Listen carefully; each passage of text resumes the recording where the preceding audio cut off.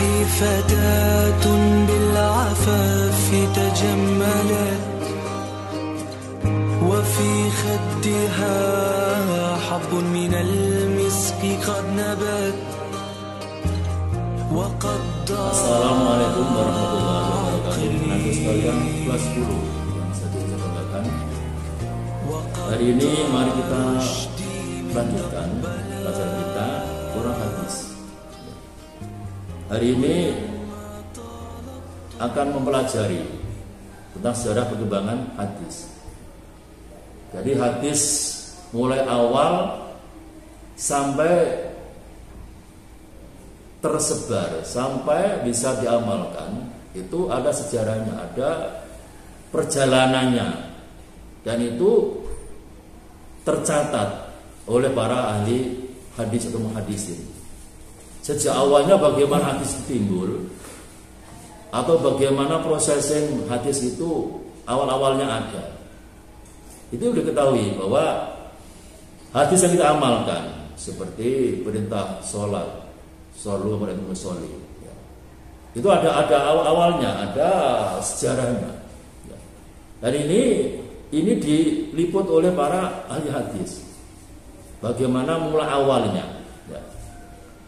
Bapak sekalian, baik kita mempelajari, ya, bahwa periode penjagaan atau pemilihan hadis itu ada yang menyebutkan 7 periode, ada yang menyebutkan 3 periode atau 5 periode, ya. Karena apa? Karena hadis itu awalnya ada yang belum tertulis, misalnya ada yang sifatnya hanya mendengarkan kemudian diamalkan. Jadi dulu-dulunya pada waktu awal-awalnya hadis dari Rasulullah itu belum tertulis secara bagus seperti sekarang ini. Karena apa? Karena kemampuan tulis-menulis orang-orang Arab dulu masih terbatas, ya. Kemampuannya masih terbatas. Ada yang bagus, ada yang tidak. Jadi kalau yang tidak bagus otomatis tidak digunakan karena nanti akan buram tulisannya, akan mengaburkan tulisannya itu, ya. Jadi ada beberapa sahabat yang memang terbatas bisa menulis ada, tapi tidak semuanya, ya. Baik, saya awali bahwa periode pertama adalah periode Asr al-Wahyi wa Taqwim, ya. Artinya apa? Periode hadis pertama itu ada periode turunnya wahyu dan pembentukan masyarakat Islam, ya. Jadi hadis itu berawal dari turunnya wahyu itu dan ketika ada pembentukan Islam. Bagaimana umat Islam bisa menjadi umat yang pilihan, umat yang mampu ke depannya menjadi contoh suri tauladan, maka terbentuk awalnya ketika turunnya wahyu. Jadi umat Islam di Arab, orang-orang Arab itu terbentuknya menjadi umat itu karena ada wahyu itu. Perintah untuk ta'awun, tolong menolong, itu perintah wahyu. Sampai sekarang pun demikian. Umat Islam itu pribadinya pribadi yang bersumber dari wahyu Allah, ajaran Allah. Wahyu artinya adalah ajaran, ya. Ini mula pertama. Jadi hadis itu mula pertama dari sumbernya wahyu. Jadi ketika wahyu turun, nanti ada tuntunan-tuntunan yang langsung dari Allah berupa wahyu itu, ada yang nanti dijelaskan Rasulullah. Jadi misalnya ada perintah puasa misalnya. Jadi nanti 2 bulan ke depan akan ada perintah puasa. Puasa bagaimana teknis puasanya? Padahal itu cuma perintah. Kutiba siam. Umat Islam atau orang beriman diperintah wajib berpuasa. Tapi teknisnya puasa itu adalah di hadis itu.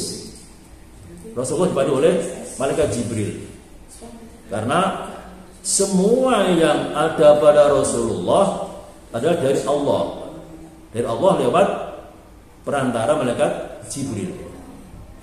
Teknis puasa misalnya, bagaimana cara sahurnya, apa yang dimakan pada waktu sahur, bagaimana batas waktu sahur jam berapa, ya, ada namanya imsak misalnya, limit masa senggang antara sahur dengan waktu subuh misalnya, ada penjelasannya.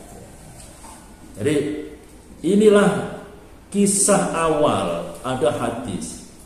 Jadi ketika wahyu turun mulai umur 40 Rasulullah itu, di situ ada namanya hadis. Karena wahyu itu turun masih ada perlu penjelasan yang nanti disampaikan Rasulullah. Nah, apa yang disampaikan Rasulullah itulah yang penjelasan, itulah namanya hadis. Ada yang sifatnya aqwal, perkataan, ada sifatnya af'al, perbuatan langsung, atau takrir, pernyataan. Dan ketika Rasulullah menerima wahyu dan ada penjelasan, para sahabat mendengarkan. Ya, namanya ini adalah langsung. Hadis yang sifatnya langsung. Jadi hadis itu adalah yang ada hadis yang berimakna secara langsung. Ya, artinya apa? Hadis atau perkataan Rasulullah itu diterima langsung pada sahabat waktu ketika dia menyampaikan. Ada di dalam ceramah misalnya, pengajian misalnya, khutbah misalnya, dan penjelasan para sahabat yang menanyakan suatu masalah, itu namanya langsung. Ada yang hadis itu, perkataan Rasulullah itu adalah yang tidak langsung. Artinya apa?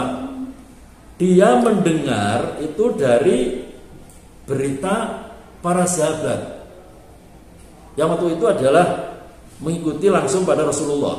Ya. Ya. Jadi dia tidak langsung mendengarkan, tapi melalui lewat sahabat yang mendengarkan langsung, atau sahabat yang ditunjuk Rasulullah untuk beri keterangan di masyarakat yang lain, tempat yang lain. Ya. Atau ada orang-orang utusan dari masyarakat itu ke tempat Rasulullah, itu dia langsung. Jadi ada hadis itu yang sifatnya langsung diterima ketika ada ceramah, khutbah misalnya, ya. Misalnya khutbah haji wada, ya, itu kan langsung ada keterangan-keterangan bahwa kita harus rukun, kita harus selalu menghargai seorang istri misalnya. Itu ada di sana, diterangkan dalam khutbah. Itu langsung. Dan mungkin ada sahabat yang lain yang jauh dari tempat di Arafah dulu, ada mendengar keterangan bahwa kita harus selalu menjaga kedamaian. Rasulullah pernah berkata seperti itu. Di mana itu? Oh, di Arafah, di Haji Wada. Nah, itu namanya tidak langsung. Oke, anak-anak sekalian, itu sedikit penjelasan mengenai awal-awalnya hadis. Jadi mulai dari ada wahyu, kemudian Rasulullah menjelaskan, memberi keterangan, beri perincian, tafsiriyah, ya, itu bagaimana terus dijaga. Maka Rasulullah menekan untuk menghafal dan memahami, setelah memelihara dan mematerikan atau mengucapkannya. Jadi Rasulullah menekankan agar hadis yang para sahabat tidak mampu untuk menulis atau tulisannya tidak bagus, untuk menghafal. Makanya kedobitan para sahabat dulu itu benar-benar terjaga, masih murni. Nah sekalian, untuk mengingat kembali materi yang saya sampaikan, saya beri tugas dua saja. Apa artinya hadis atau penerimaan secara langsung? Apa artinya penerimaan hadis secara langsung dan penerimaan secara tidak langsung? Karena sekalian, nanti kalian jawab sesuai dengan materi tadi. Karena waktu habis, akhirnya Assalamualaikum warahmatullahi wabarakatuh.